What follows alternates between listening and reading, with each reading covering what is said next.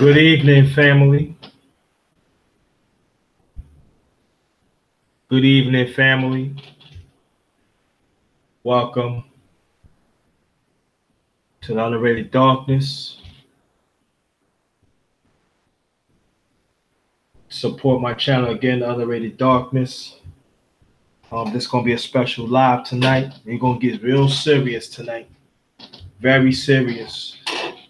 This ain't no hold back. This is something we gotta talk about. This ain't gonna be all about what we need to do or what we need, we do. Nah, ain't gonna be no cool voyage. Ain't gonna be none of that stuff. Ain't gonna be none of that. And so we have to get serious. This is a serious problem, family. This is a serious problem. But again, let me announce it again. Welcome to my channel, The Underrated Darkness. Um, hit the like button. Let's get them likes and the views up on my past live streams and videos. Very much appreciated. Also support this stream that I get ready to do. Wait for some people to come in.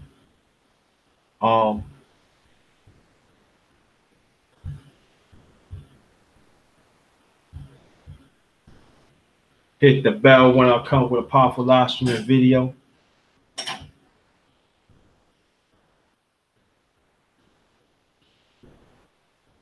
Good evening, my Queen Annette.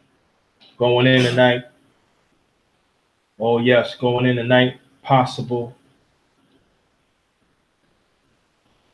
panel. The matter of fact, I'm going to have a panel tonight, and I urge sisters to get on too. Let me get the announcement of the way. Not salute. If you want to know anything more about yours truly, Jerry Thomas, me, go on my Facebook page again, Jerry Thomas. I have a Facebook group, all in caps, JTMVP Thinking for Ourselves. Also have a Twitter account, also in caps at JTBlackman44 at JTBlackman44. The Instagram account, lower caps, The Underrated Darkness. I set up my screen my screen labs, but I gotta work on that. So hopefully I get it done before after or the next live. Everything's set up, so anybody want to donate and stuff, they'll be more than happy. Not to worry about it. But I'm just trying to set that up. I think I got the kinks out, but I'm not gonna try it. I'm just gotta work on the kinks. So hopefully I get that through next live. Streamlabs. Okay. So also I'm down with this small black organization named AnsonToys.com.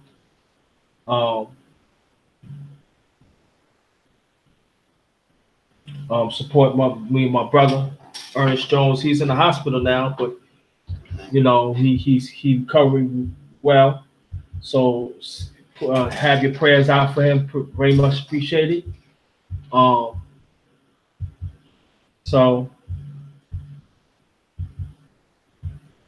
it's wow. Let me check that out before I continue the announcements. Oh yeah. Hell yeah. Thank you. We going in tonight. Possible panel. It's gonna be panel participation on this one. Oh yes. I'm gonna send some invites out too. Oh yes. The darkness is going in tonight. The underrated one is going in tonight. Also, I'll be doing the midterm elections. I'll be doing a live midterm election. Our midterm election of our perspective in September. October. I mean, possible. Yeah, I am. If it comes, if my time commit to my schedule stay the same, and also hopefully a week before that I will be doing hypocrisy in politics. So watch out for that. I already done hypocrisy on sports. So look for that. But I'm gonna do hypocrisy politics before I'm gonna do the midterm election. The stream about midterm elections of our perspective. So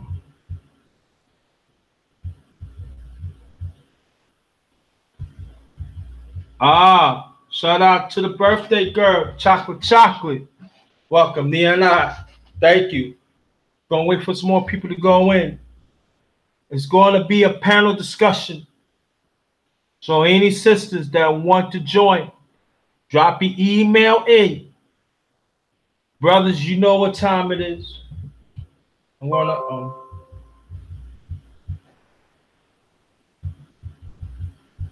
so let's get this out the way. So I welcome everybody. We're gonna wait some more people to come in. We're gonna go in.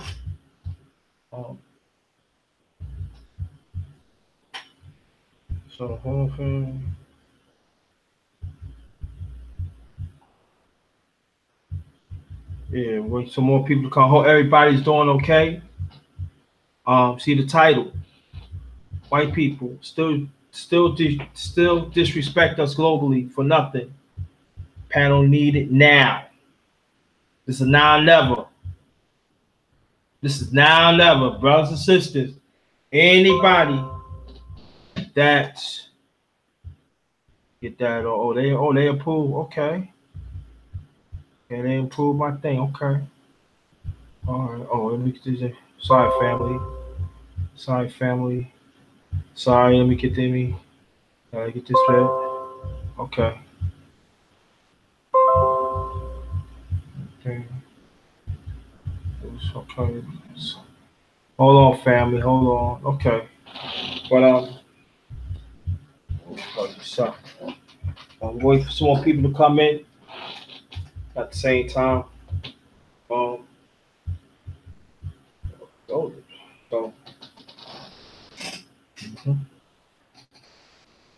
Let me start inviting people to the panel. I'm gonna do some talking first. Then after that, people in the panels, but I'm gonna do some talking first before. I'm gonna talk. Then when I finish talking.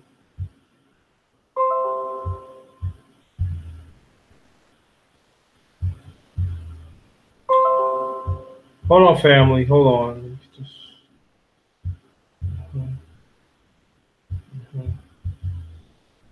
Okay. Just out the way. Hold on, family. Hold on. Okay. Just out the way.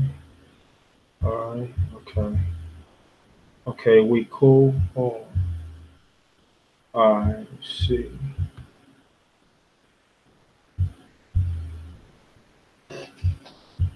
I don't want to start early. Then people will come in. So I wanted to wait. Like I said, I'm invite people to the panel. But I'm gonna do some talking first. One.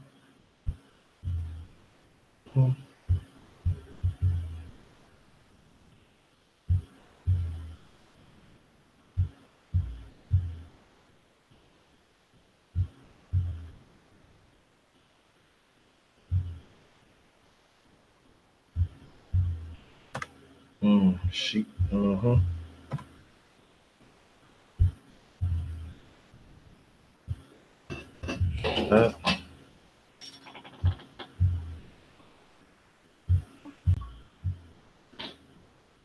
he is.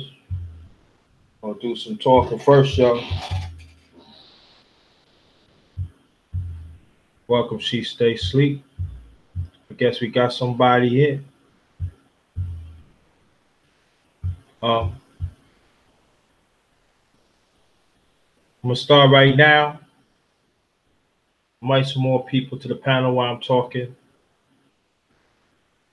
Now, why I developed this topic tonight, it was for something else, but I'm gonna postpone that live to later notice. There's a lot of disrespect throughout Gobia of us as people. It's been happening for a very long time. Very long time, trust me. And then some people said the black man need to do something about it, and the black woman need to do something about it. Yeah, self-awareness, self-hate. Yeah, you know what? We already know what we got to do, and I'm putting it out there. We got to do better. But we ain't going to chime into that tonight. We're not. We're not. Nah, not chiming tonight. No, it's too easy. JMJ 2121. Thank you. JMJ, if you want to join, put your email in the chat and I get you on. Sisters, I urge you again. You want to join? More than welcome. Right? But I'm gonna bring up some information, bring up some thing. Then you know what happened in North Carolina a few years ago when it was racist, come from the racist group, white supremacist group, of South Carolina, had shot 9 people, put in the senator of South Carolina. Took him for a burger, took him to Burger King, fed him a burger.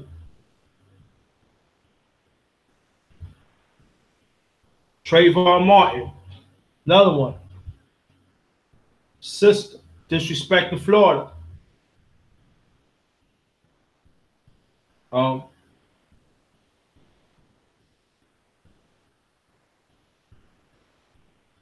Omar Grant,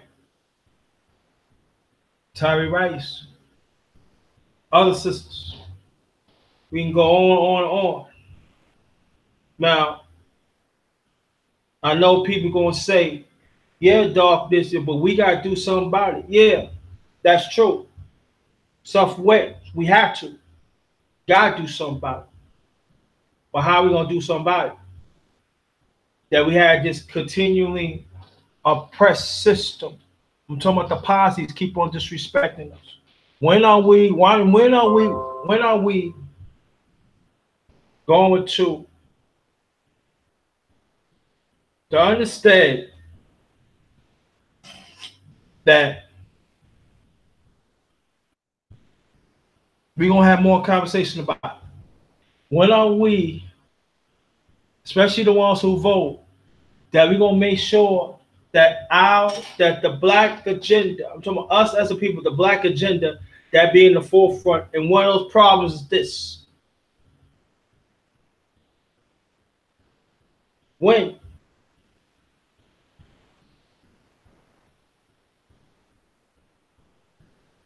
And in the way we charge each other, it goes to underrated darkness. No? And for me,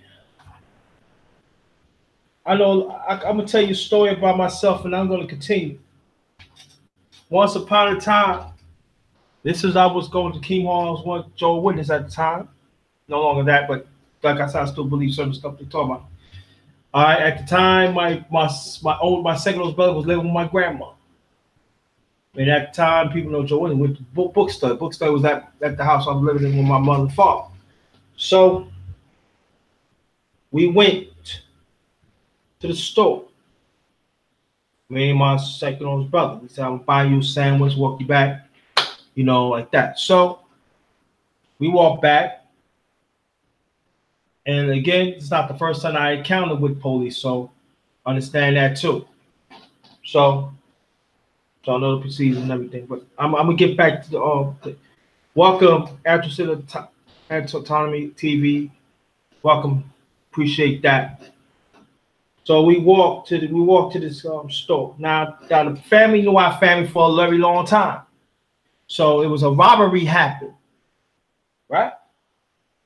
So we look at the guy and said, what happened? It was a robbery happened. And then he said, "Why don't you want today?" So they said, "We want you to leave out the store." So I leave out the store, right?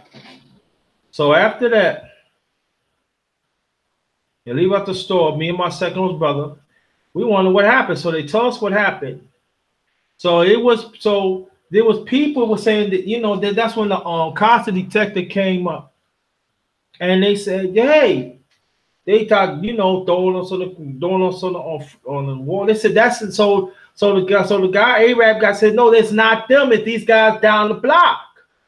Why are you getting low? I'm pointing to you right now. That's not them. I know they fan all the time. They just came in. It's these guys. They point.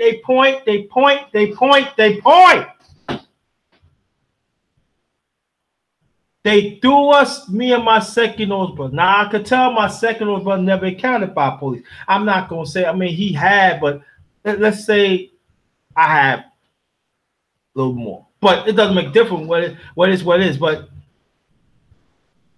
they had a gun in my nuts, not in the pepper, on my nuts. I had 3 in my back, 1 in my head, my legs, and everything. I had more guns on me than my second brother, but I know but the way how they had my second brother was tragic too. So I'm not taking nothing away from that. And they had us there for almost 35 minutes. Guns on them. So one shake, one move, we is a goner.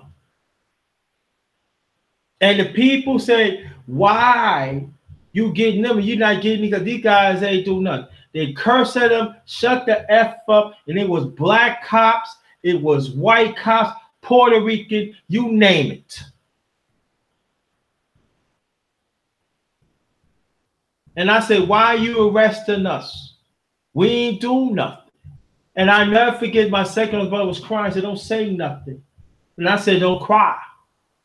Just follow procedure. Because I remember procedure, because that's when the Black Panthers, I know people mention, when you talk Black Panthers, they taught me that when I was very young, to be calm, can't be emotional.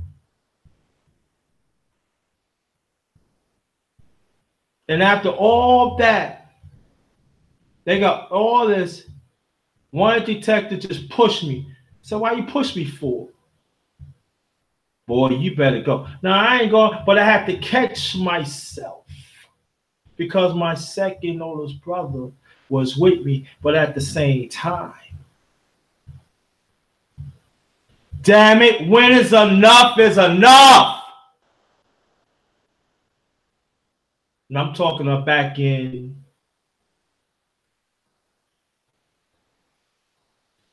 mid-80s. And I don't want anybody to say, I'm not talking about the ones in the chat. I'm not talking about the ones, but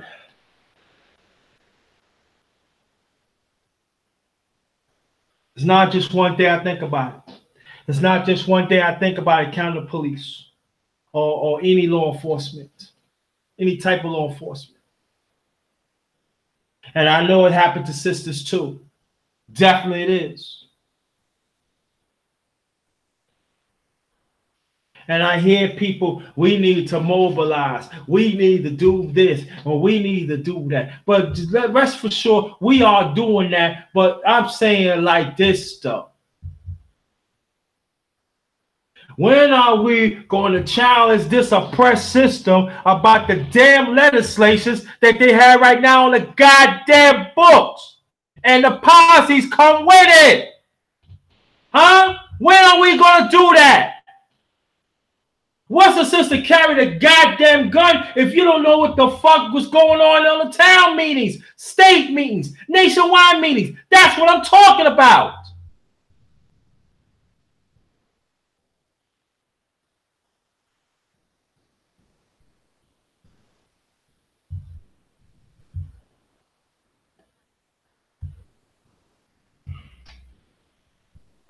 That's where I'm at. And that's where we got to be at.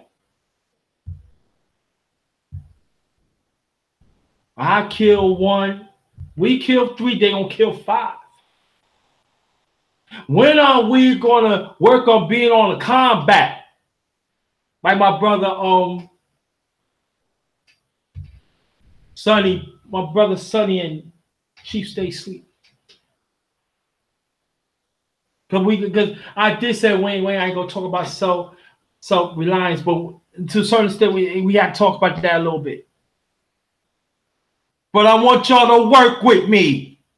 So after all that, get back to the story.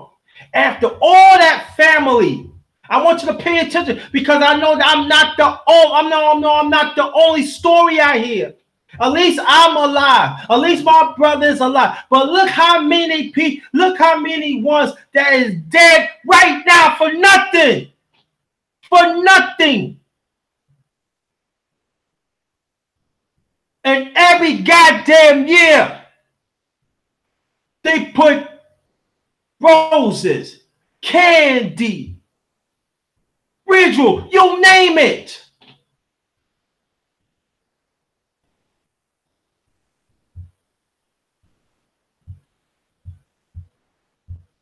And people say, oh, you can get over her. No, you can never get over that.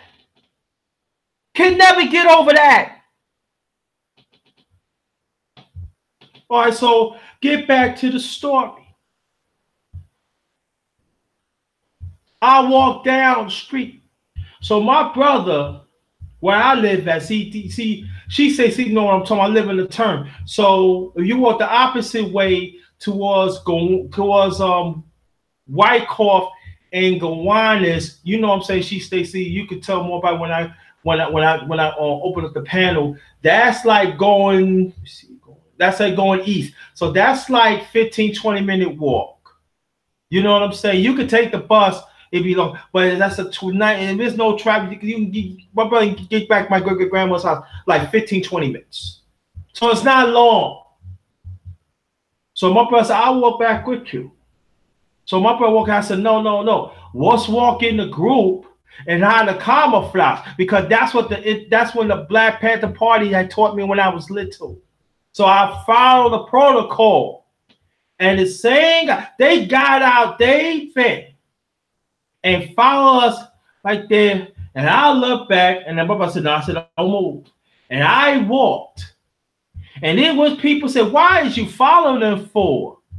No, we just want to act. I said, well, I forgot what I said, but when I got to Carlton Avenue and Fulton Street, I make a sharp right.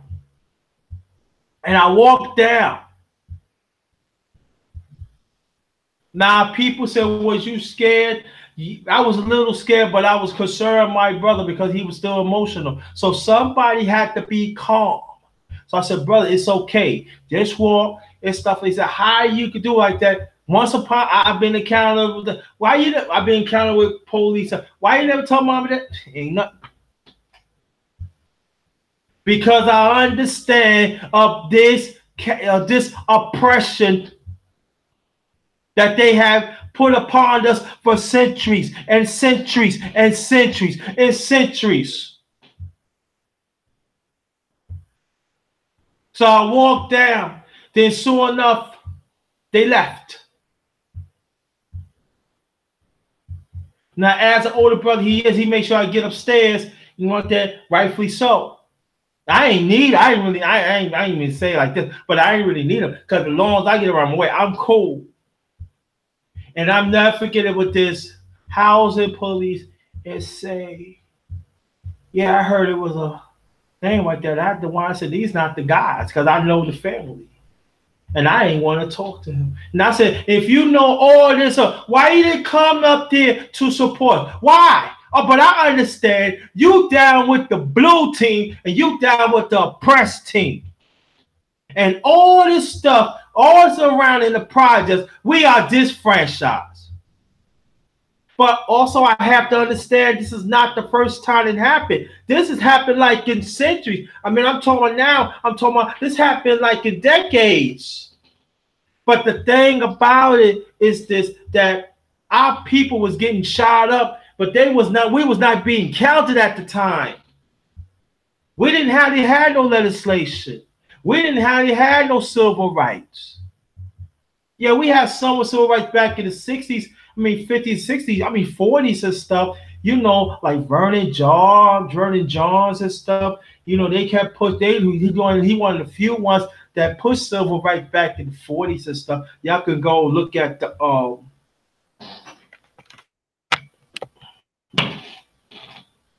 my channel. I did a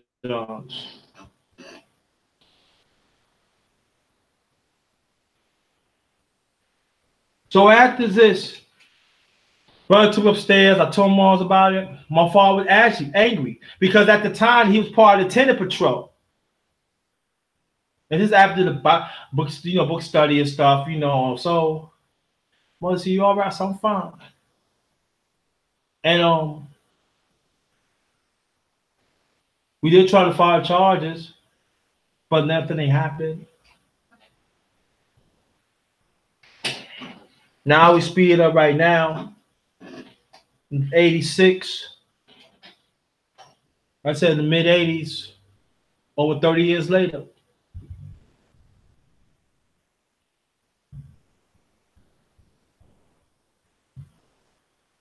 And I never forget, before I continue, then I never forget my brother. He got home safe. Because my father took him home. And I never forget one, is you all right? I said, I'm fine. I took a shower. Now, up that, I'm talking about anybody that encountered police. I'm talking about a black man, black woman. You cry. But I was cried out because it's not the first time I encountered police.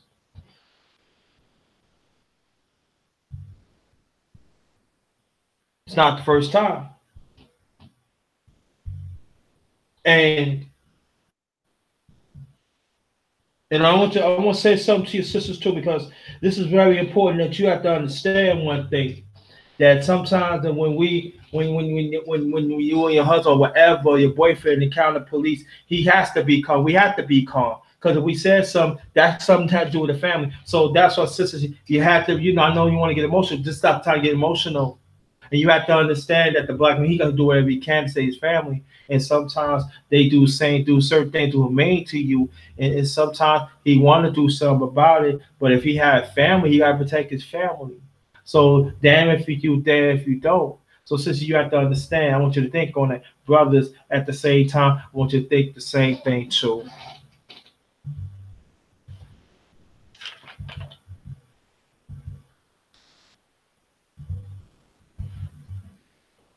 So after all that, and it was on a weekday too.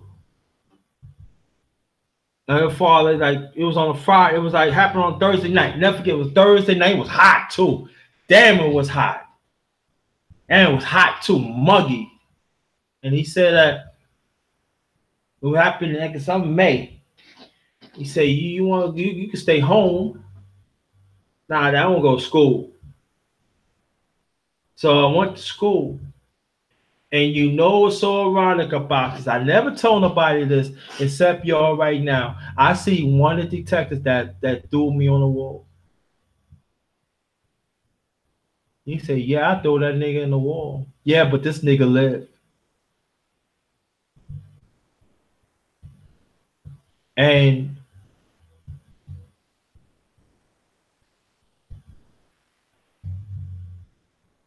I said, you know what? You got that. But I know there's quite a few you had killed. And I know 5, you want to answer to that. I gave him like one of them evil smiles, and I went to class. And that was the day I cut school. I did. My father knew about it.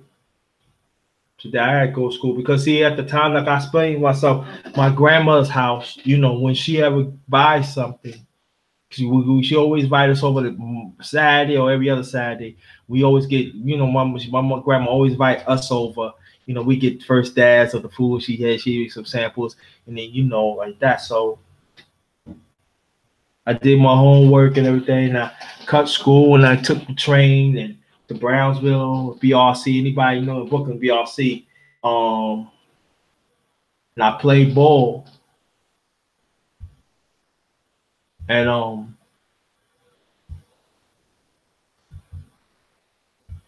They always said trust the police, but how you could trust a law enforcement to kill you for a long time that they do not value us as human beings?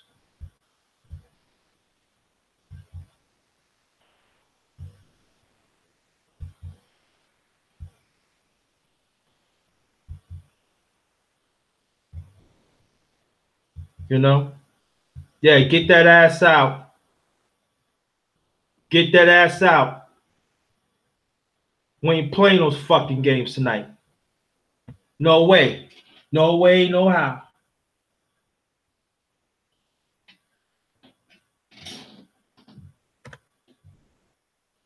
And by going through that, family, and again, I'm saying this, it's not the first time.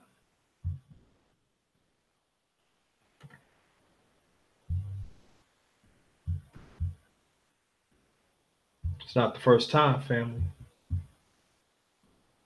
And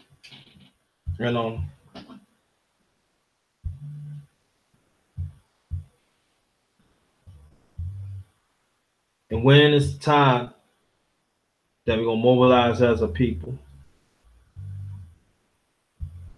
No? So Sonny, peace to everybody on the chat. Thanks for coming. And Sonny, anything you want to say, you go right ahead. Check one, Check two, one, one, two, two. 1, 2. 1, 2, 1, 2, bro. Indeed. Indeed. So yeah, shout outs and honors to everyone that's in the chat. Honors to the panel. I was looking in the chat and there was one guy on the chat, troll, Mm-hmm. and he just basically said the white man is God. Get over it, boy, something like that. He said, Mm-hmm. and one thing that I've learned, um, you know, me coming from the me being a Moor, coming from the Moor Science Temple of America, we don't even when it comes to the to to the so-called white person, we don't even call them white because we understand the science behind that particular word. Mm-hmm. We're taught in the Moor Science Temple of America that white means purity, purity means God, and God means ruler of the land. And there was a point in time in history where they actually started calling themselves that. So for me, um, once I've learned that, I stopped. Me personally, I made it a point for myself to stop calling them that, and I started to really call them what they are. Either I call them Europeans or I call them Caucasians. And what I've learned that a lot of them don't like that. Mm-hmm. When you look at the psychology or the train of thought of a European, they grow up feeling some type of way, a type of superiority, superior complex that they have. You know, I remember being in school one day, and I was really young, and this Caucasian came up to me. He was like, "Yeah, my dad told me that uh, we like paraphrase. We said white people are stronger than black people." And I looked at him, kind of looked at him like he was crazy. But at that particular time in my life, this was like my first real experience towards bigotry. You know what I mean? I came home, I talked with my parents about it, and a lot of what they have done and subjected us through over the years has really affected us. I know I used to talk to this one sister when I was in high school, and she was a banging sister, yo. She was banging. Mhm. So like during that time, I wasn't really into the I was more into the flesh than I was into basically the personality. But as I got to notice this sister, she had a deep complex within herself from whatever experience that she had in her life. Like she basically expressed that she hated being so-called black, Asiatic.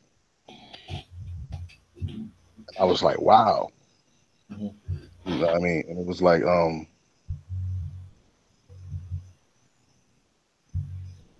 what we're suffering from as a people is a direct result of what has been done to us in the past. Now we're in a situation to where we have to pick up the pieces and try to turn things around. So like it's like now, how do we do that? So you spoke about you know basically getting back into politics.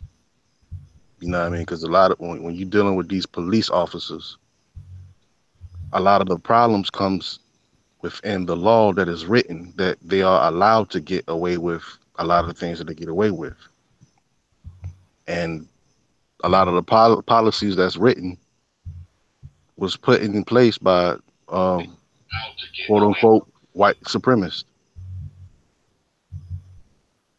So, for instance, like if a police officer feels that his life is threatened, he has he has the authority to shoot and kill you, Mhm.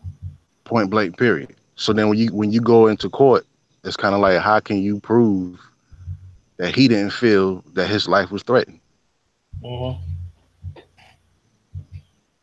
So like we see a lot of video of our people unjustly getting murdered. They don't have no weapons on them or nothing like that. It's on Right. TV, it's on cam, but yet they're still getting away with it. The problem is in the letter of the law, and our problem as we spoke on it many times before is I feel like we cannot put aside our petty differences, and we need to like basically get together. And like we've talked about it before, we need to get together as a family, as a nation, as a group of people, and put people in office who we want in office. I mean, we need to hold these people locally because it starts locally. You know what I mean? You have to start locally before you can actually do anything affect change in Washington. So like you got to start locally. Right. We got to put our people. We got to put, and it's going to take a lot of work. You know what I mean? We got to sit down, have meetings. You know what I'm saying? Pass out flyers, ask people. What do you think you want in our community? Like you can go to different churches, you can go to different mosques, different places of worship where our people gather and just set up seminars and just pass out flyers and like this is what we're about. This is some of our issues. What do you feel like some of our issues are? You know what I mean? We jot them joints down. And then when it comes to time for someone to get appointed or they're having certain types of meetings where they're starting to pass laws, because they pass laws all the time. They pass laws and we sleep. You know what I mean? We don't put in any input on anything, any type of law that's written. You know what I mean? We go to work, we work hard to feed our family, we pay taxes, and the money that we spend to pay taxes is not used for anything in our communities. We have the power to change that. I'm gonna tell you a quick, brief little story right quick. Um, Earlier today, I was looking at this video because like one of my hobbies, like when I had some free time, it's been like 2 years since I did it, but I'm just working right now trying to get my business stuff straight. But like in my free time, I like to, what I mean, sit down and play a video game. You know what I mean? So it was this one particular game. It's called Battlefield. This particular game is called Battlefield 5. And basically what's going on with this particular video game is the scene is basically like World War III. And basically what they did in this video game is they rewrote history, and the person who's producing this game, he's pushing the LG the gay and lesbian community agenda basically. And he basically added some things in the game that's really what the people didn't want. So long story short, um, the whole gaming community was upset, you know what I'm saying? And they was basically voicing their opinion. And the guy, he came out and he disrespected the people basically who's buying the games, like basically said like he basically kind of did what Kenny Porter did. Basically, you know what I mean, called us stupid. If you don't like it, don't buy it. So now they done invested millions of dollars into this game and nobody's buying it. So the guy who created the game, he ended up quitting before he got fired, and now the whole company is feeling the pain behind that.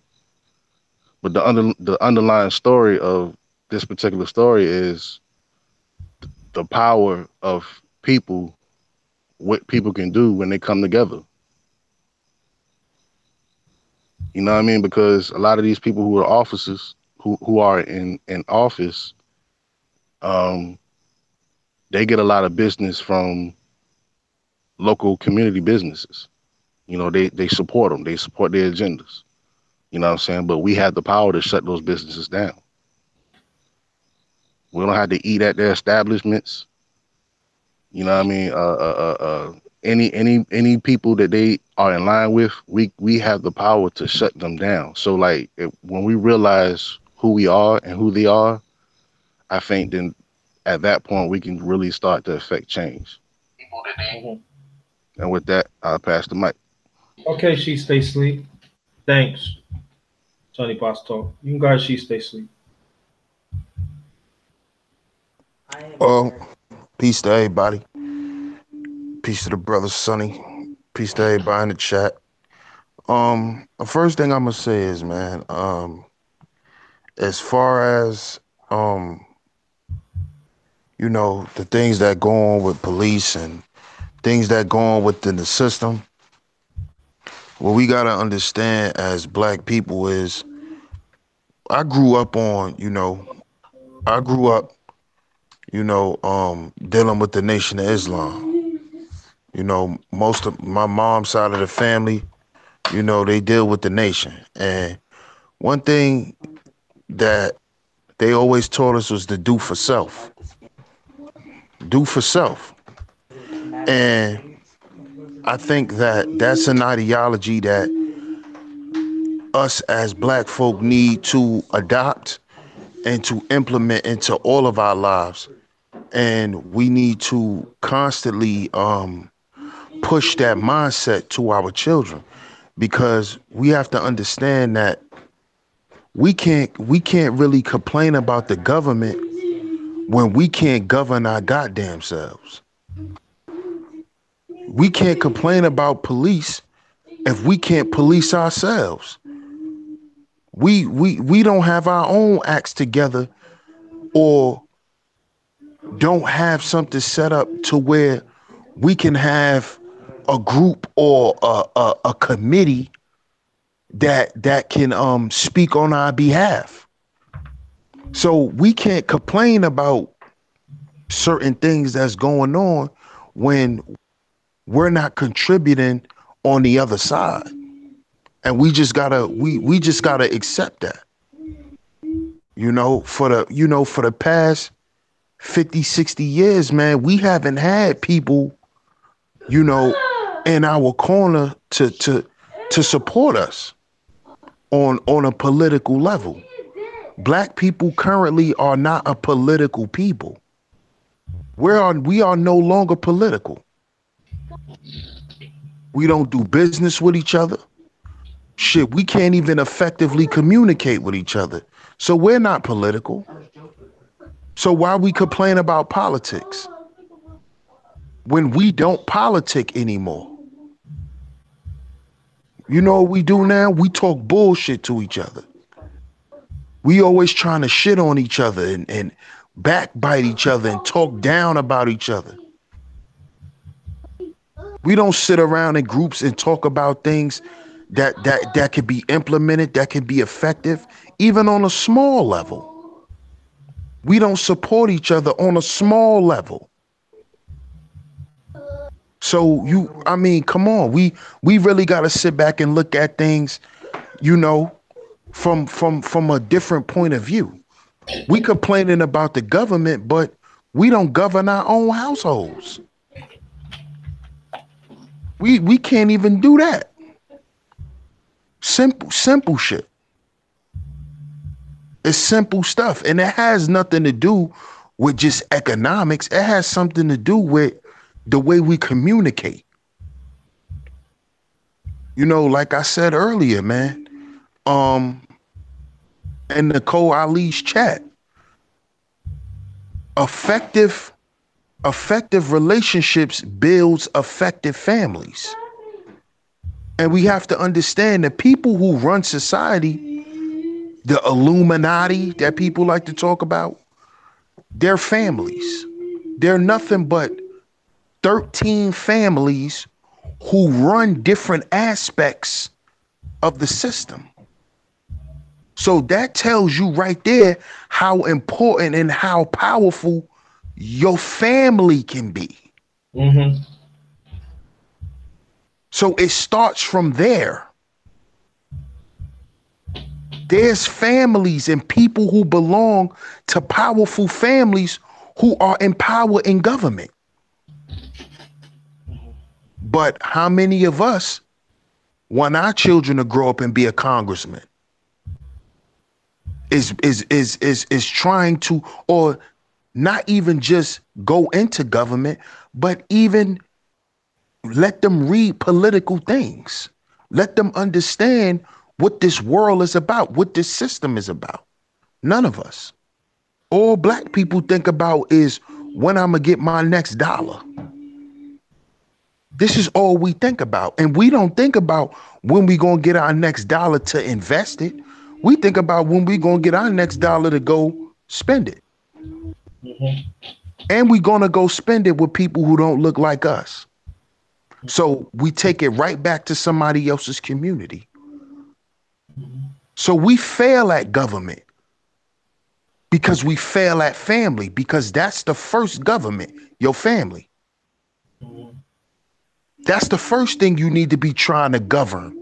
That's the first thing you need to be trying to fix in the world. Fix your goddamn family. Stop trying to fix the world.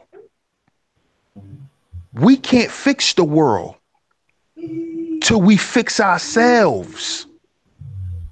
We need to fix us.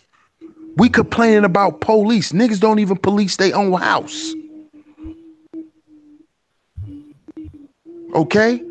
Half of us can't even speak up in our house without somebody calling the police. We don't police ourselves. We don't police our own behavior. So why are we still complaining about the police? The police got a job to do. And that is to police your ass. Because you don't know how to act and you don't know how to police yourself. Because we don't have a code of conduct. See, if we all was on code, when you have a code intact, guess what comes with that code? Discipline. A code of conduct, meaning a code of behavior. How are we acting in society? How are we treating each other? We need to think about this type of stuff. We need to stop acting like we can't do nothing about it, because we can. We can. And the first thing a lot of these pro-blacks will say is, oh, well, if we try that, the white man gonna come in and do this. How the hell you know until you try it? Mm-hmm.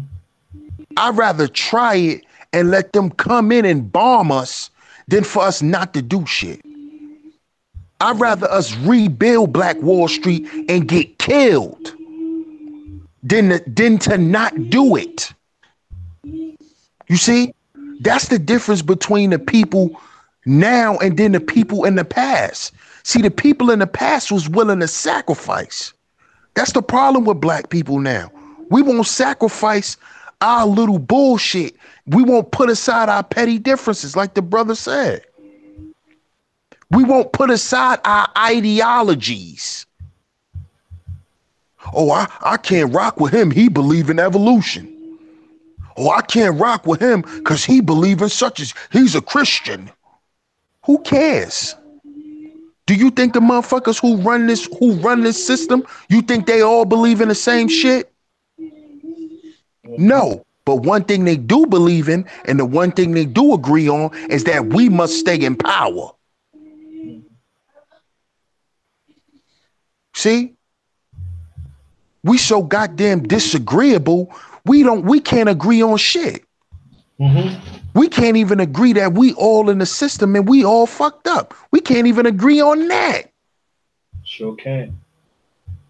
But then you complain about when you watching people get their head busted by police. You're complaining about that. What the hell you complaining for? You ain't gonna do shit about it.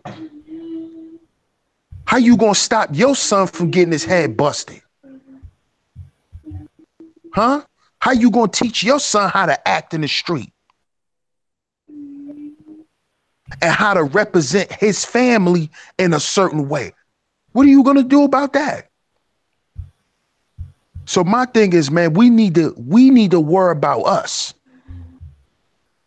That's what we need to do. Change your goddamn family. Uplift your family. Uplift the people around you first before you talk about doing something for the world.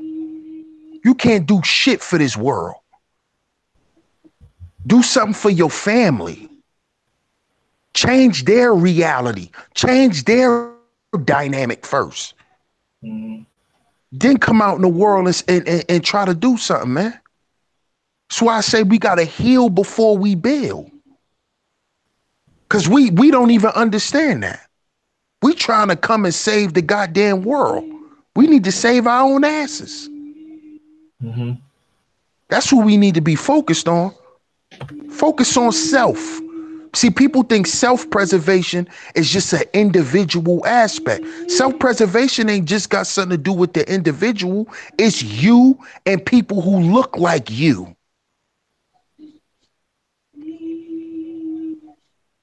Do for self don't mean do for yourself as the individual. It's to do for you, your family, and people that look like you. That means fellow Black people. And I pass the mic, man. All right. Okay. That's how I feel that's why I bring this topic up, because I know I say certain, but it does come from us. It gotta start from us. So with self-preservation, and I just put the hashtag in there. Positive is inner self-worth. Positive is inner self-worth. And both brothers is talking about the same thing. And it's right. It's got to come from us. It's got to come from us. And that's why, like, sometimes, I know why people say, why do you talk about sister?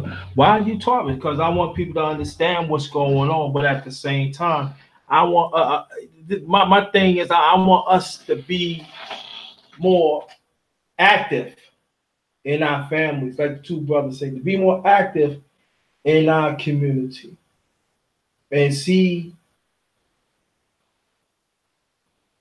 what the system is. And what I'm very sure about it that while most of us being nonchalant what's going on, we just giving them an avenue to kill us. Now, does it make it wrong? Yes, the human makes it wrong, but we have to find a way, and I mean this. We have to find a way to get ourselves together because I think by me going through this and the story I told, yeah, but at the same time, though, that happened to me back in the 80s, mid 80s, even before then, too. The sad thing about it, instead of our community go frontwards, we are going backwards. And we in the worst, and I have to say this, we in the worst crisis ever. Now, could we get out of it? Yes, but it's got to be a collective of us is doing it. We have to change our mindset. We have to change our ways of even traveling. A lot of things is it's not what it used to be. Oh, I can go to the club, I can party, yeah. Let's throw that. You know, some things you can't do no more. But see, here you go again, like the brothers talking about on the panel, to be on code. We don't like to be on code. And so at time, and you know, all the time when we be on code, we be getting saved and our families be saved. We don't like to put the effort to talk. We don't like to put the effort wherever opportunity is there that we build. We don't. We definitely don't. And I'm not gonna be here long. I just want to talk about this. And I feel that it's very important for me to have this live so it could be a broader, a broader conversation. We have to take the necessary layers to talk about self. Can I chime in? No, let me finish this point. Indeed. We have to we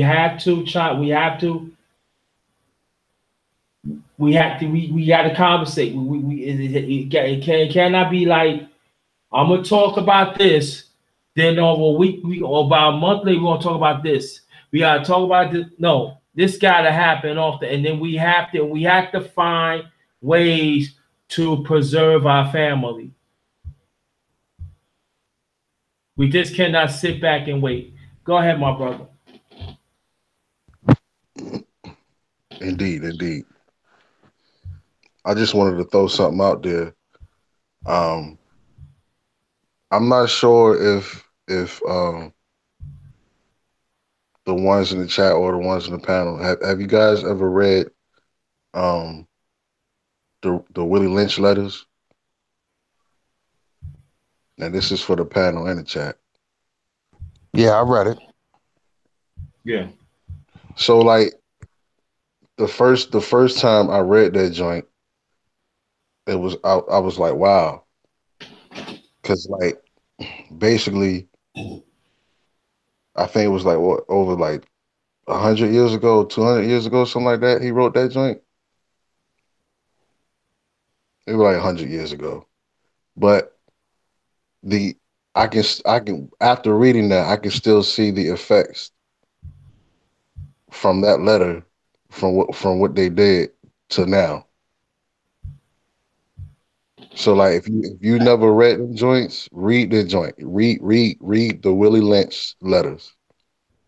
And then after you read it, The next time you go outside, just walk. Don't say nothing. Don't say much. Don't turn on your radio. Just observe. If you watch TV, you watch. Some people watch Maury or whatever. Just observe. Because one thing that the European has done that they have pretty much mastered is planning. Like when they make plans, they don't make just plans for 1 year. They make plans for years and years and years and years. The brother Sheep Stay Sleep was talking about, the so-called Illuminati, the people who's in charge of everything. They don't just make plans for tomorrow. They make plans 10 years from now, 50 years from now. And everything they do is passed down the line. So I think we as a people, we have to realize that some of the stuff that we've been through, and okay, example, like, have anyone ever looked up the qualifications to be a governor or a mayor? I've actually looked it up, and it's not that bad. You know what I mean? And like you know what I'm saying? We as a people, I don't know everybody, but we've been through a lot harder stuff than some of the easy stuff that we had to do in order to get ourselves out the situation. Like I was like, wow, that's all you got to do to be a governor or a mayor. Like you would think it is something so astronomical that like it's something that we cannot obtain, but really it is. But just like the brother Sheep Stay Sleep was saying, we got to get our families in order first. Get your house in order first. Once you do that, get with like-minded people. You know what I mean? For the ones who need help getting your house in order, you know, find an elder to talk to help you. Throw that pride aside. You know what I mean? Because like it's certain things that I'm trying to do that I might need some wisdom on. So I'm not one to be prideful and not ask. Because how else I'm gonna do it? So like everything that we're saying to as far as the problems that we're having, we have the power to change it. We really do. We really do. Because like some of us know Asiatic lawyers, everybody has different gifts and talents. The only thing that you have to do is get out your comfort zone and begin to talk to people. They can just start with 5 people, sit down and plan something. You can start if you stay in let's just say you got your own house and you stay in the cul-de-sac, right? And let's just say it's you got 2 or 3 Asiatics that live in the cul-de-sac, whatever. Get with your brothers and your sisters. Like learn and get to know your neighbors. See where their head is at. Talk to them. You know what I mean? Tell them, you know what I mean, what you trying to do. Because at this point, it's going to take leaders to actually going to be the one to step up and do something. So like somebody might be in Ohio. I'm here in Virginia. You know what I mean? The brother Underrated Darkness is here in Virginia. So like me and him, we can get together. We can start something locally. You know what I'm saying? Like it's a little bit easier to do it that way. But the people everybody who's in the chat, you listening to all these Jews every time, you know what I mean, this live stream go on, it's so much Jews information, uplifting information to strengthen you. We got to begin to start apply some of these things and not just listen to it. There's a scripture in the Bible that says, what does it say? Be not only hearers of the word, but doers of the word. Which means like This is not magic. You can't just listen and get your ears tickled, you know what I mean, and not go out and apply what's being heard. So, you know what I mean, you listening, take, you know what I mean, just start out with something small. Start out, you know what I mean, I don't know, whatever your passion is, whatever you feel like your lane is as far as our people, whatever gift that you have to contribute to the uplifting of our people, start there. Then you might meet somebody who wants to get into politics. You know what I mean? Build, and then, you know what I'm saying, build off of what they want to do. I don't want us to I don't want us to be in a stagnant position to where we feel like it's nothing that we can't do. It is. We can get to work. You know what I mean? We can change our conditions. We have the power within us to do anything. So with that, I'm passing the mic. Before you get back on, she stay asleep. It's not the first time I put my email, but if you're gonna be about it, my late father always said, if you're willing to put your neck out and do it, gotta open your mouth. I put my neck out a few times. Put my email out. I don't hear nothing. Only Sonny, he got in touch with me. She stay asleep. It's just a few. But here's my email out. There it is. Maybe you need to talk to or whatever. I'm here.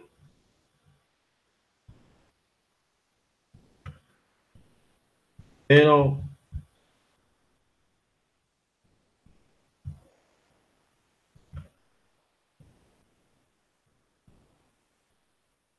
gotta stop somewhere. Have to. No. You know, it could just start with a conversation, yo. Mm-hmm. Me and the Underrated Darkness, we talk all the time. You know what I mean? Like we put our email addresses out there. From there, I guess it'll go to a phone number if you just want to talk or just to say hi or whatever. You know what I mean? The brother just called me up the other day and asked me, was I okay? I haven't. He said, I ain't seen you in a while, brother. Are you okay? You know what I mean? Let's start reaching when you see people and you feel their spirit, you feel that they have that spirit to really want to help people, and like they are ones who are not going to take advantage of you. Reach out. You know what I mean? Yeah. You might need somebody to help strengthen you. You know what I'm saying? I might need that. Brothers Sheep Stay Sleep might need that. The Underrated Darkness might need that. You know what I mean? This is how we're going to uh, um, fix certain problems. We need to get together and we need to build. I mean, I don't even care if you live like 500 miles away. We can build something with you being 500 miles away. Honestly, I didn't mean to cut in like that. I just, you know what I mean? Hey, no problem. She stay asleep. Then you want to say, brother? Yeah, I'm gonna say this and then I'm gonna go ahead and I'm gonna jump off. But listen, man, we really, you know, we really gotta sacrifice,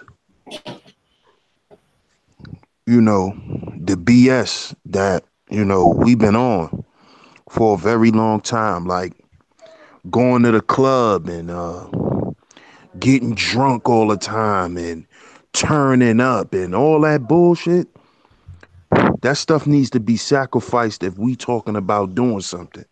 See, you can't be in the goddamn club every weekend But Monday through Friday, you on YouTube talking about black power and black empowerment, and we need to support each other.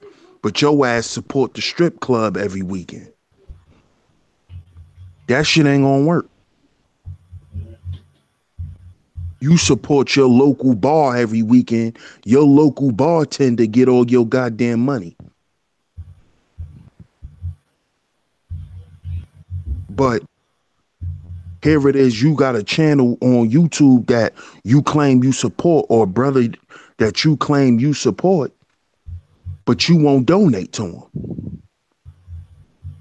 If he's selling something, you won't buy it. Because the strip club got all your money. King of Diamonds got all your money. You know, St. Ives Beer got all your money. They got all your money. So how you really gonna support somebody and they cause? You being a hypocrite. You're lying to people. You just up here listening to shit that you think sound good. Cause see, a lot of people like to be mentally stimulated. They like to hear shit that's gonna have them go, oh, that sounds good, but they ain't gonna never act on it. Because there's certain aspects of themselves that they haven't considered, they haven't paid attention to. You see? So we got to be able to sacrifice bullshit. And we have to do this as a collective. Because guess what? Every other group of people sacrifice bullshit. How many Chinese people you see in a strip club? Huh? How many young Chinese boys you see in a strip club making it rain? How many young white boys you see in a strip club making it rain? Ask yourself that. Why you don't see them doing it? And we talking about the affluent people, not the broke people. We talking about the people who got something. The people who have shit in this world, they sacrifice bullshit. Like having 200 pairs of sneakers. Having 50 pocketbooks. They sacrifice dumb shit for the greater good. Because they know once they reach their goal, they could go buy 10 pocketbooks at one time if they want to. You see what I'm saying? But black people don't want to do that. We want to be the flyest, dumb, brokest niggas in the world. That's what we want to be. We want to be fly, dumb, and broke. You got on $2,000 shoes, but you ain't got $1,000 in your pocket. You got on $3,000 shoes, but you can't pay your mama rent. That's $800. You can't pay your mama light bill when she need help on her bills, but you wearing $800 belts. But your mama call you and tell her she need help on her phone bill or her light bill. You can't help her because you done went to King of Diamonds and threw all your money. See? We need to get our priorities straight. If we talk about doing something, see? It's just shit like that, man. We got to pay attention to before we just be sitting around complaining about shit. Because we complaining about shit we're doing nothing about. If you're not going to do nothing about it, shut up. If you're going to keep contributing to the bullshit, shut up. What you complaining about? You ain't going to do nothing about it, so why complain about it? If you're not even going to try to do nothing about it, what you complaining about it for? And this is the problem. This is what all black people want to do. We want to sit back, contribute to bullshit, and then complain about the bullshit. This is the problem. I did a show about this, talking about this. We are the number one consumers in the world. We have the highest spending power. Us. Why are we not leveraging that? Because we don't understand shit about politics. Don't you know politics is based on economics, money, and unity? That's what politics is based on.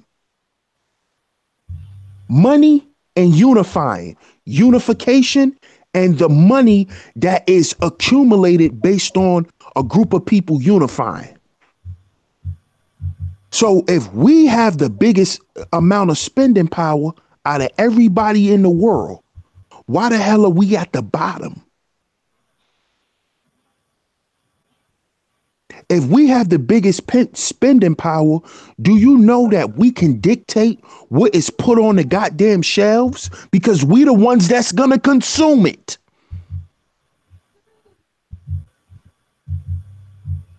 But we don't even think like that. Because you know how we think? We want to buy up the goddamn stores. That's what we want to do. And then come back to the hood broke talking about, yeah, I just spent $5,000 in Louis. That's what we want to do. That's what we want to do. But if black people stop buying Louis Vuitton, you know what Louis Vuitton will do? They'll disappear. You see? For a long time, for years, my whole teenage life, most of us that grew up in the hood, we wore black urban wear. See, all of these rich companies had to find a new way to market their products so we could start buying the shit again. That's why we not wearing platinum FUBU no more. For us, by us. We not wearing FUBU no more. We not wearing Mecca no more. Mecca Medina. We not wearing Rockaway no more. We not wearing Carl Canai no more. These were black companies. Maurice Malone. We not wearing that no more. Because we always selling out for $1. And then you know what them companies like Louis, Gucci, Burberry, you know what they all did? They all put their clothes in outlet stores so black people could go shop and buy it. They dropped the price on it. So now when you used to pay $500 for a t-shirt, you could buy a shirt for $180. What's my logo? Mm-hmm. You see? So now black people like, man, I ain't buying. Man, Rockaway played out.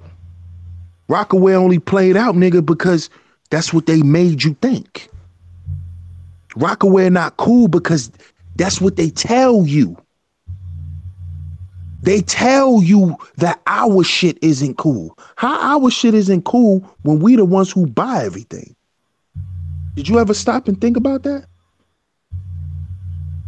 How you let other people dictate what's cool when you the ones who spending the money? You the ones who setting the fashion trends. Everybody want to look like us. So how the hell are we letting other people tell us what to wear? How's other companies dictating what's fly when we buy it? When we put it on, other people of other nationalities try to wear it the way it looks on us. They wear their hair the way our women wear their hair. They wear their hat. Who created wearing a hat backwards? Us. Us. Now that's a worldwide thing. Your ass could go to the middle of France. You'll find somebody with their hat turned backwards. We made that cool. Black people. We made that cool. We made wearing Timberlands cool when it was a goddamn hiker boot. It was made for people who hike. Niggas don't hike. But we made it cool to wear it to school. We made it cool to wear it outside on the block. We made it cool. We made it cool to wear NBA headbands and we ain't playing basketball. Now a rapper wearing a Gucci headband. We made that shit cool. So why we not sitting in the driver's seat politically? Because we won't unify. That's why. That's why.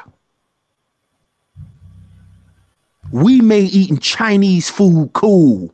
That's why all the Chinese stores is in our neighborhoods. If we stop eating that shit, they'll close down.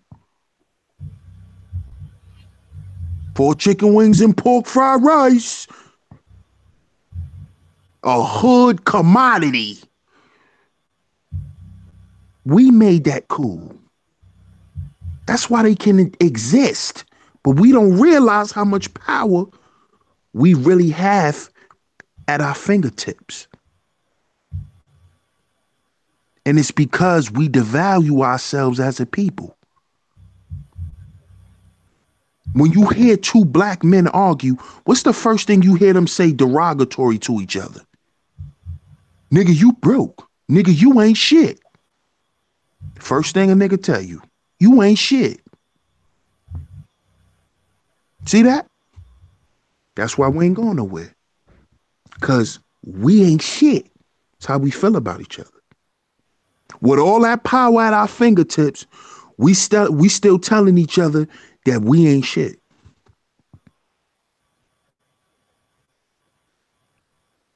And we're programmed.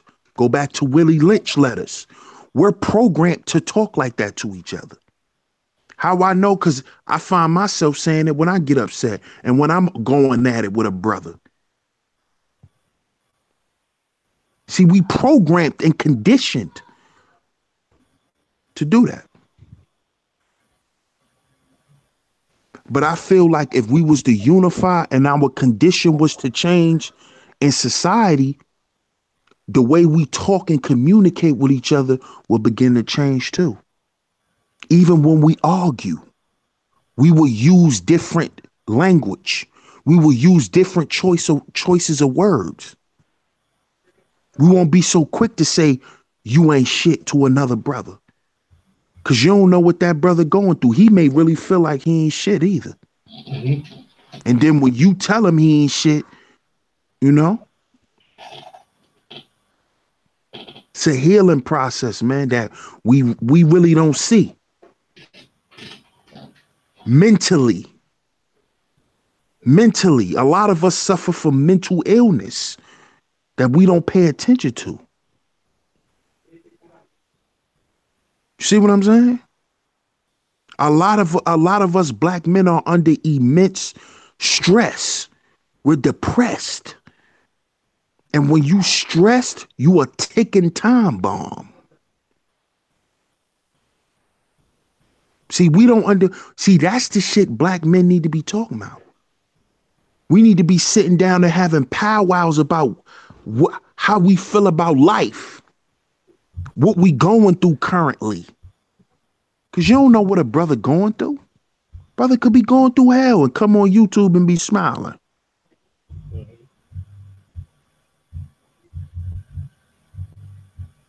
Gotta pay attention, man. So on that, man, peace to everybody in the chat. Peace to everybody on the panel. Y'all have a good night, man. Peace. Peace, bro. Very much appreciated. I could tell you that sometimes that I go through shit. I don't let anybody know. You know what I mean? But I push on. But I don't. At times I don't. I go through my thing. I do. You know. But I'm glad that this conversation happened because I wanted this to be broader. I really do. And I think it's very important that sometimes that there are some people when they become maybe I'll get on subject a little bit, that become content creators.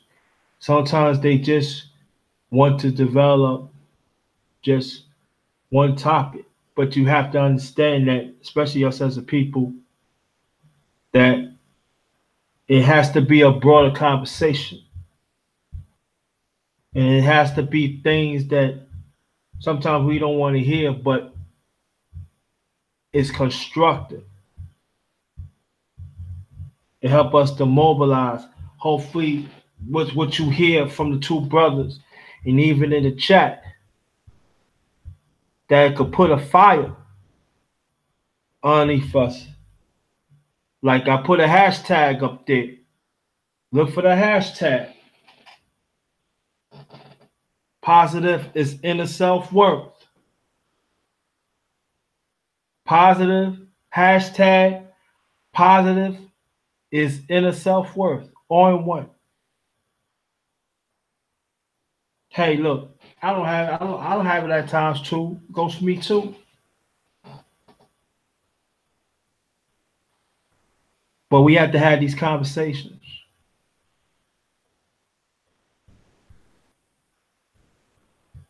And it's very important to me that to keep on fighting.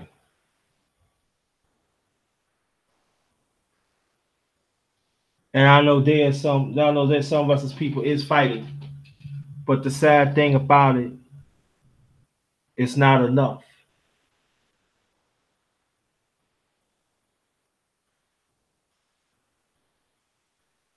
No.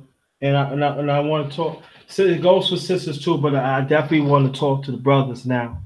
And I'm gonna switch back, and then I'm gonna read out. I'm gonna read out the names, and then Sonny, or if she stays asleep, you still on. No problem. You gave your last remarks, but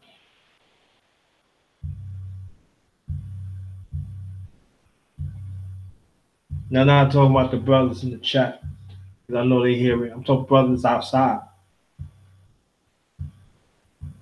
If you want to build the brotherhood, you just cannot accept the brotherhood, the goodness of it. You have to accept the deep hurt of it. And we have to learn to change our way of thinking. We have to set the status of that black man of the time. Like I did a live about status. If we're going to be strong, if we're willing going to move on and stand up against this oppressed system, we have to be on one mindset, one sound.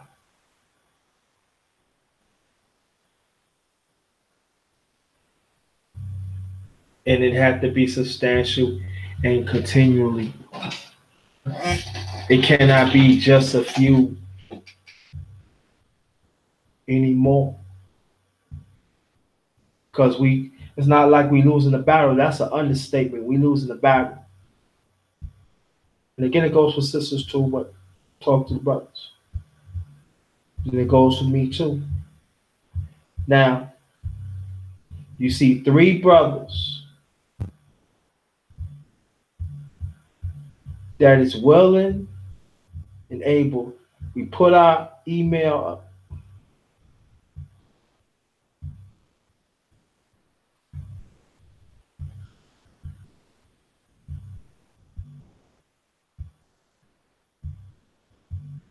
Three emails is in the chat up.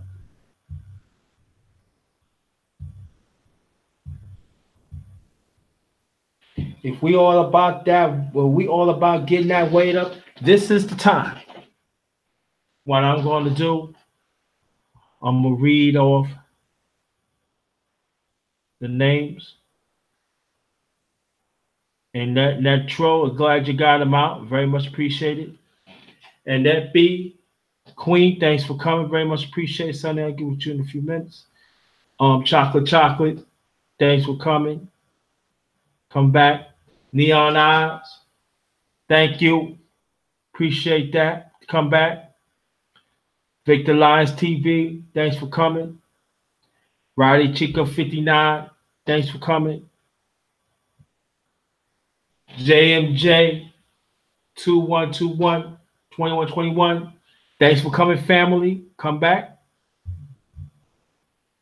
PK Boxing, thank you so much. Appreciate that. The one and only Derek Bailey, thanks for coming. Hold on, let me put this in.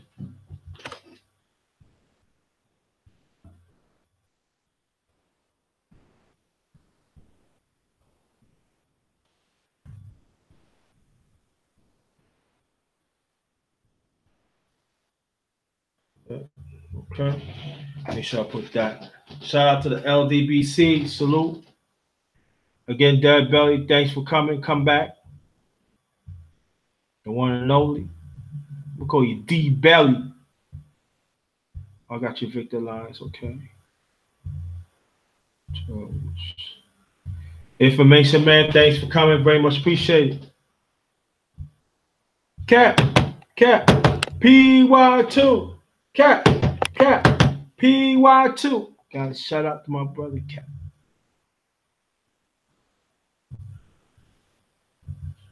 Spirit of Truth, thanks for coming.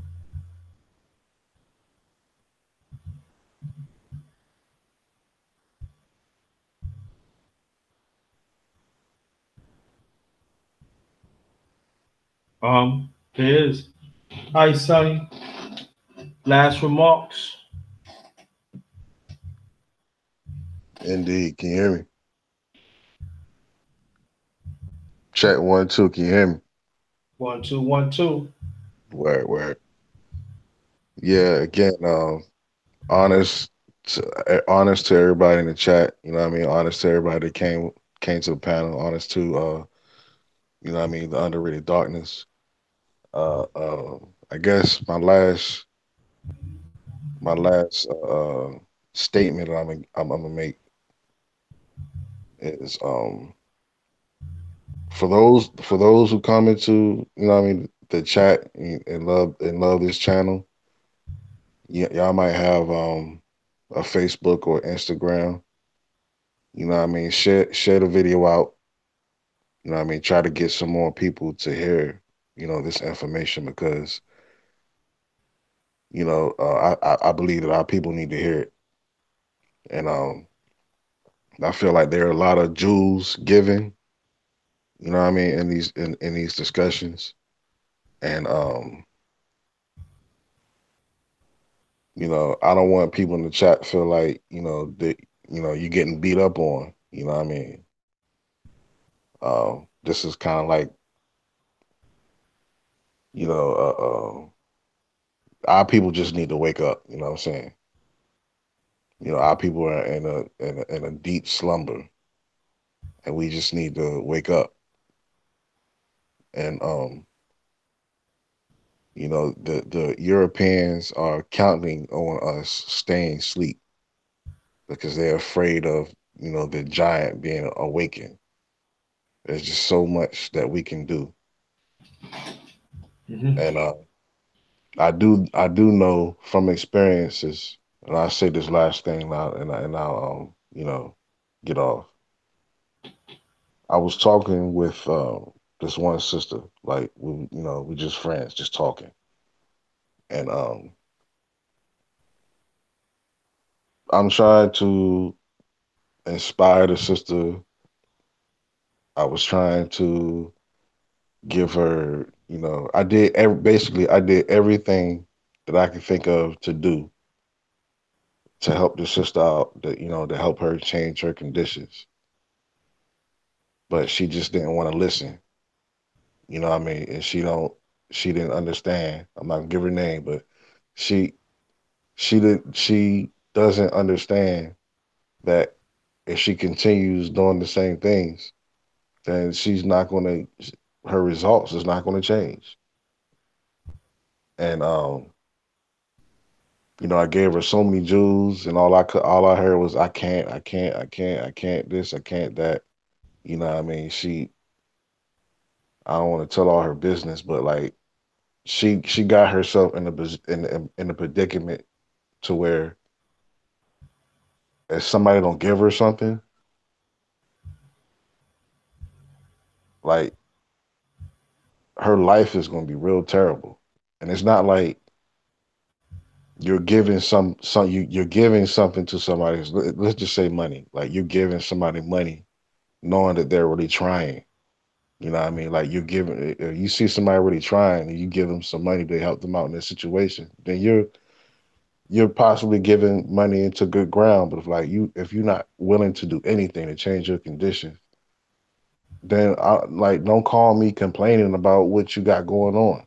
So long story short, I had to cut Shorty off Mm.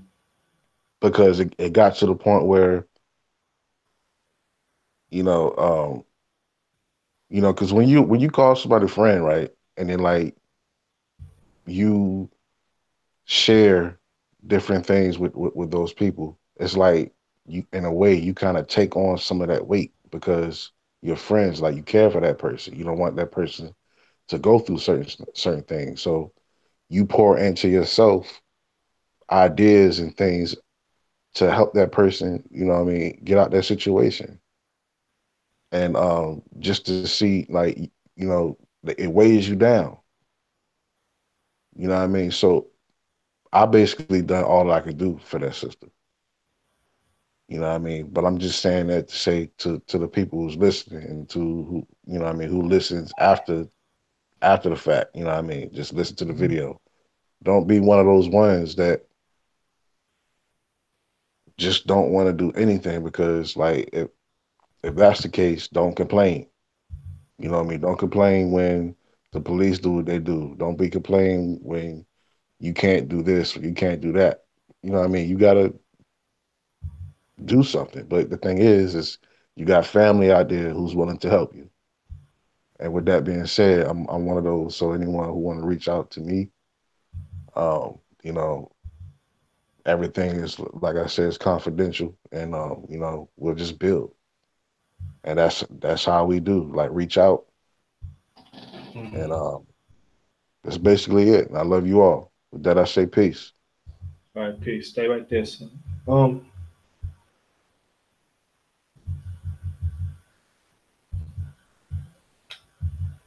I'm gonna say like this that and son, I want you to stay right there because I want to get this right. The fighter, Bronze Bomber, Deontay Wilder was in Belfast. Was checking out soccer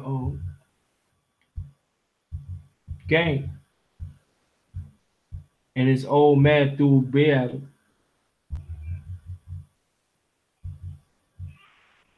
Now he go there, mind his business and stuff, and throw a beer at him.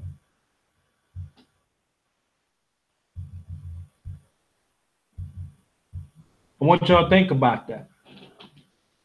You don't believe me? Go to Ticket TV. It's on. It's on this channel. Part of LDBC. LDBC salute.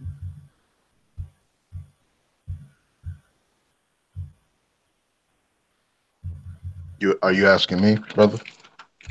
Yeah, I'm just talking. I just want you to chime in before I cut this. Cut this. Okay. Deontay Wilder is he is our champion. He is one of the ones out there who is not afraid to speak his mind. Um, he is very conscious. He wants to speak on he has a spirit to want better for our people. And during this time, he was basically having a great time. Matter of fact, a lot of people I'm not sure if a lot of people picked on what he was wearing, but he had a big, really big shirt on it. It had a big black fist on it. A lot of people didn't peep this, but like that black fist represents something very, very strong. When you hold your hand up in the air, you see five, then you close your fist into one big fist.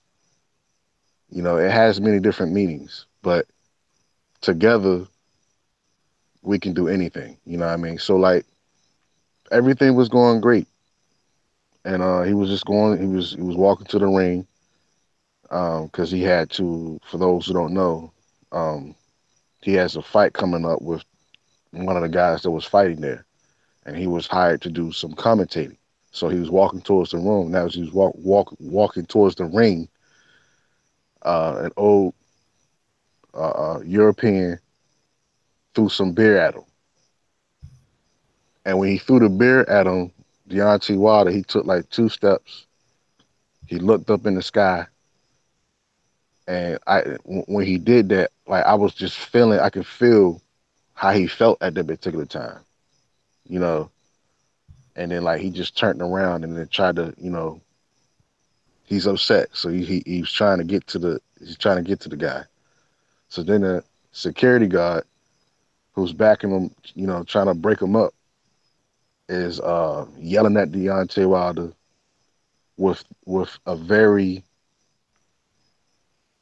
racist type tone. Mm-hmm. Like you can tell what he thinks about Asiatics, the way that he was talking to him. Mm-hmm. Then Deontay Wilder, he kind of leaned over and said something to him. He kind of calmed down after that. But the point that I'm trying to make is this: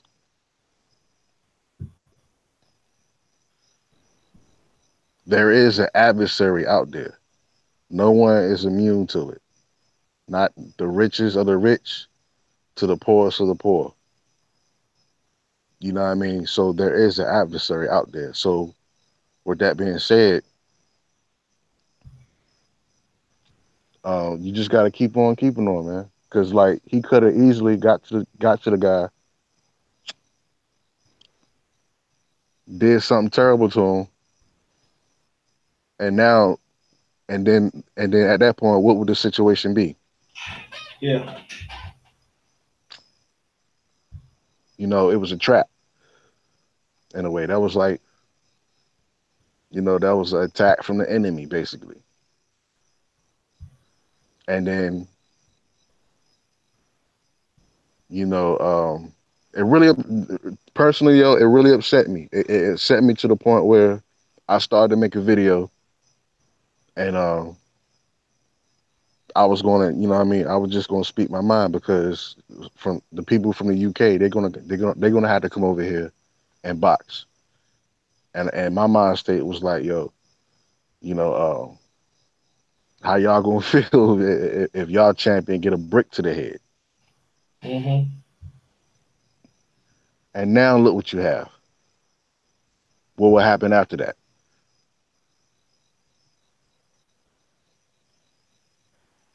You know what I mean? This is what we're dealing with. I had to take the bitter with the sweet. I think that the sweet part of it was there Mm-hmm. were some fans there who had some very misconceptions about Deontay Wilder. Because if you look at the video, you can hear some people saying "Bum Squad" and Deontay Wilder, you're not this and you're not that. But when he got to the people, he started taking pictures with them. He started signing autographs. I can tell that their heart changed. You know what I mean? They next thing you know, they going for the champ. They saying Bomb Squad. You know what I mean? They're going for him. But then right when that happened, that's when he's walking to the ring and the guy throws the beer at him. Mm-hmm. You know what I mean? So for me, it was kind of bittersweet,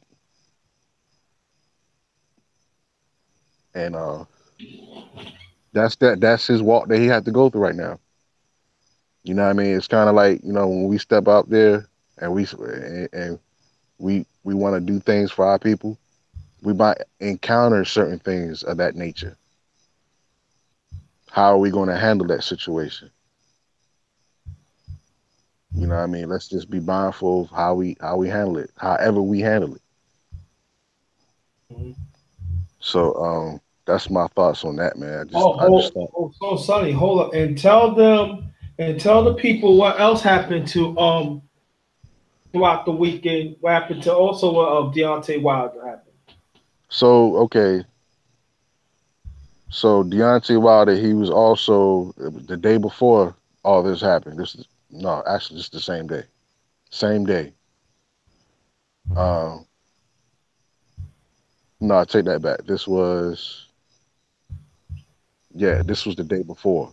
Deontay Wilder, he just got there. Later on, he went out with you know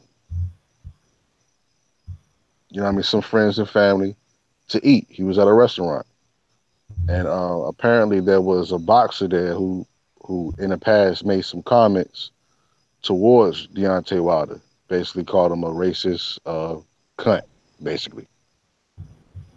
And when Deontay Wilder, the dude who said it actually came.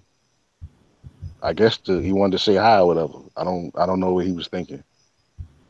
Um, there's different stories going on, but this is the real story. So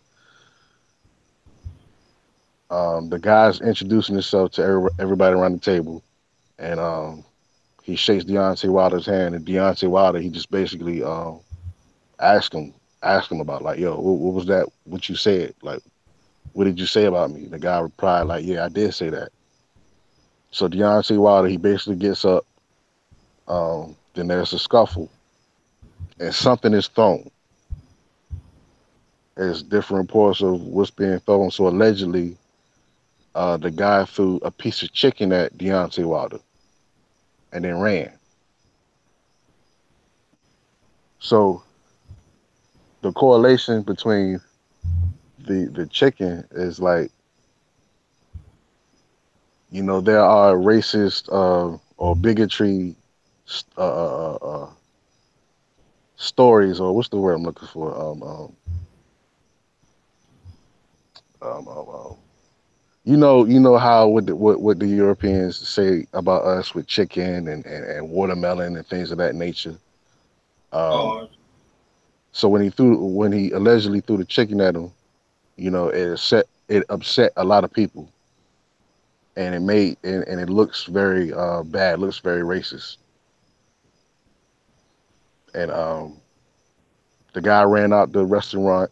Deontay Wilder's, I guess his friends or his bodyguards, they ran after him, and that situation could have got really ugly. You know what I mean? And then again, I say, like, Deontay Wilder, he speaks his mind. He talks about racism. He's bringing these things to the forefront, and when you do this type of thing, you're going to get attacked. That's just period, point blank. Like, you're going to get attacked for that, and that's what what I mean, he had to deal with going down there. mm-hmm.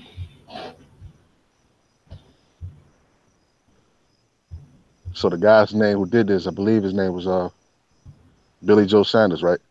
Yes, Right. So they fight. apparently, hmm?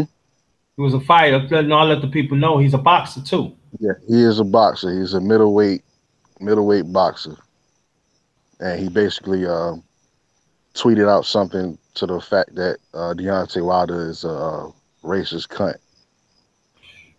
Excuse my language, but that's what he said. Uh, and basically, Deontay Wilder was basically checking him on him, and he threw a piece of chicken at him, and that was like really disrespectful. Mhm.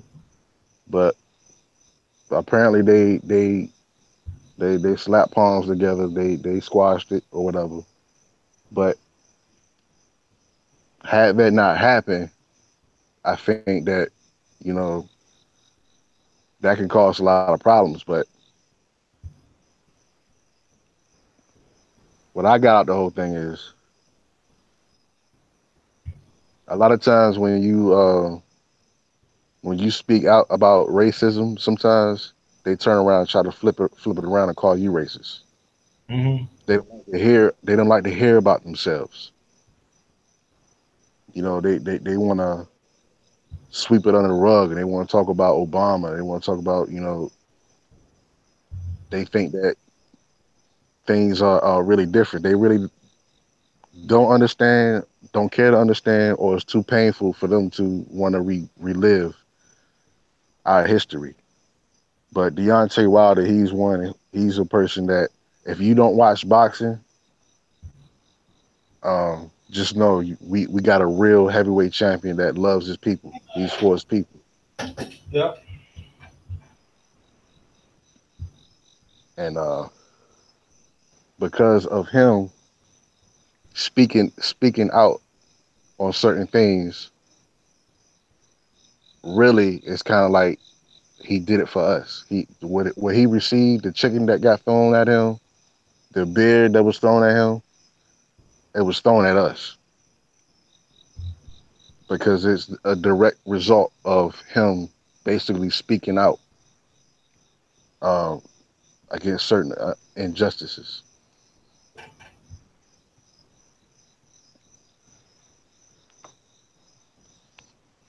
So for for those who don't watch, I'm not sure, there are some women out there that love boxing, and there's some women that's not really into sports, and I respect that. But you get a chance, look up Deontay Wilder and listen to how the brother speak.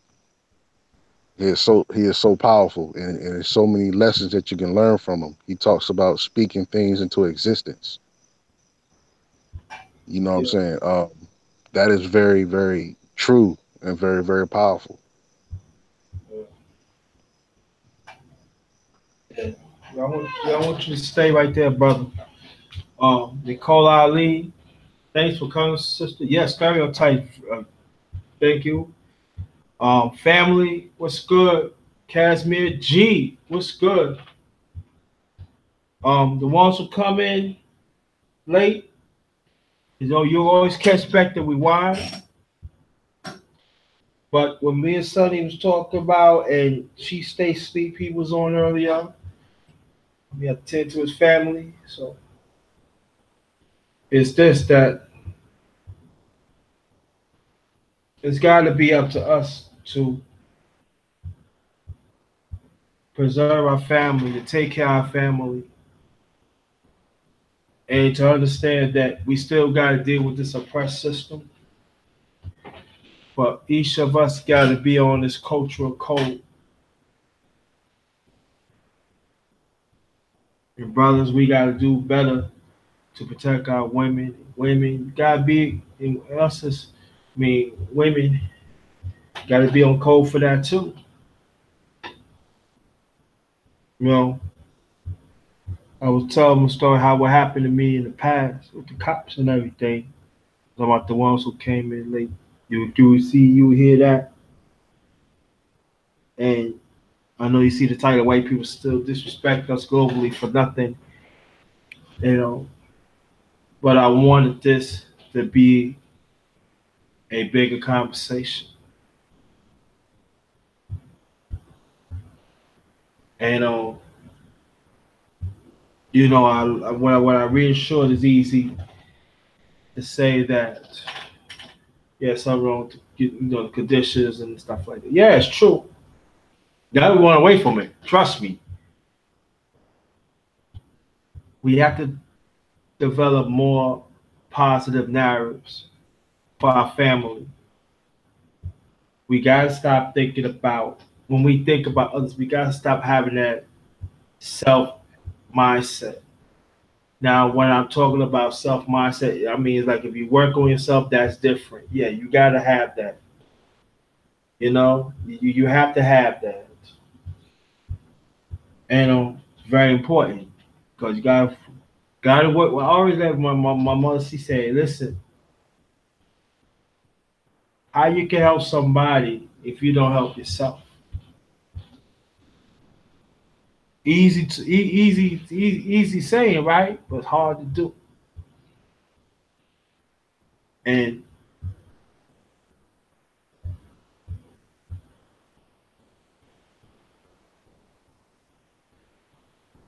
I know for us as people,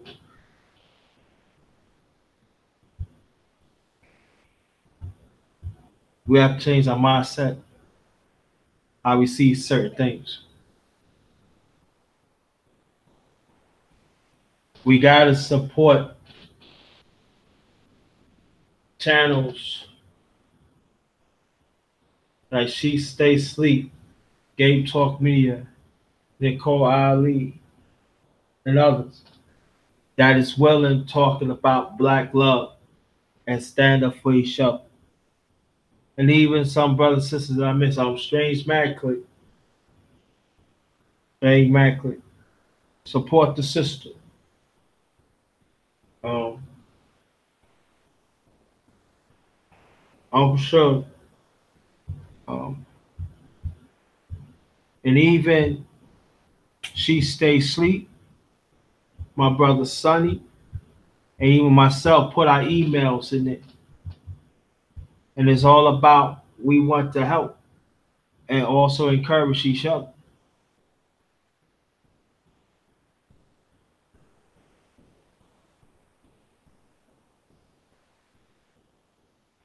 When somebody open themselves up and wants to help to our people, gotta take advantage of that. I'm not saying no, you got caught up, or you got to seek that person out first. But if you know that person is bringing great content, especially if they words meet with their actions, you got to take advantage of that. No wonder if they notice or not so notice. You got to take advantage of that. Just like my brother Sonny said, it's hitting Jews out there. And we not taking advantage of it, family. I have to say this. We are not taking advantage of it.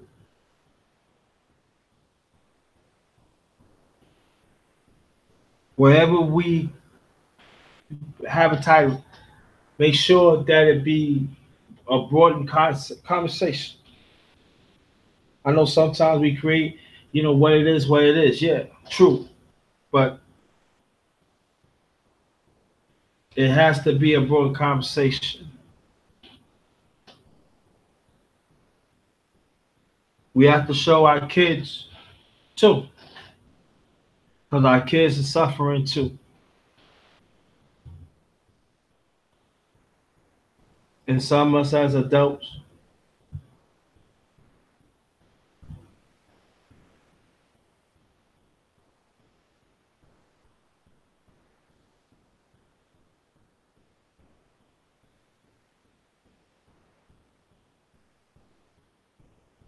so we have to, we just have to do better as a people. Lowland Prophets, thanks for coming. I'm ready to close this up. But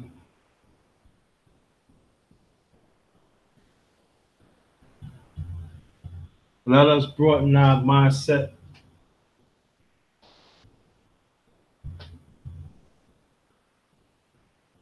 We have to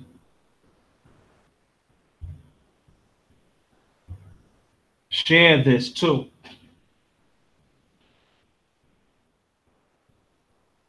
That is very important.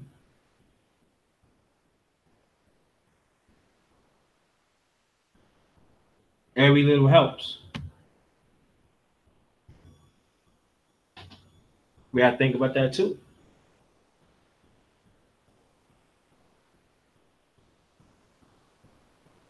But we gotta do more to protect against this racial tension that is happening with us globally.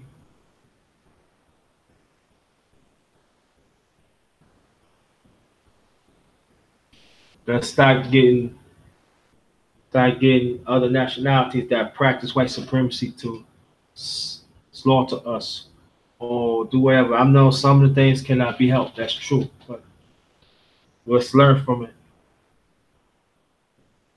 Just like the brother, she stay sleep. Saying said, let's be more united, more than ever. Yeah, you're right. You're right, Sonny Boss. So yeah, you're right. All I'm just doing, is trying to bring my form to this. All I'm just doing, I just want to advocate ourselves and protect our family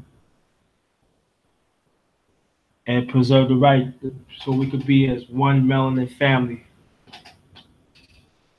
And that's very important for me.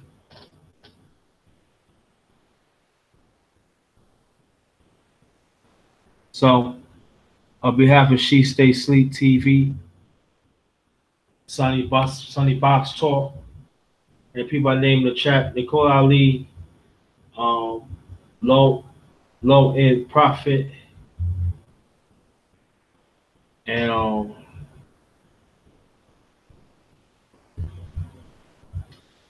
my brother Casimir G. Want to thank everybody that come. I salute y'all, and it's time to go to work. Time to go to work, fellas. Brothers and sisters. Start from us. And on that note, I am Ghost.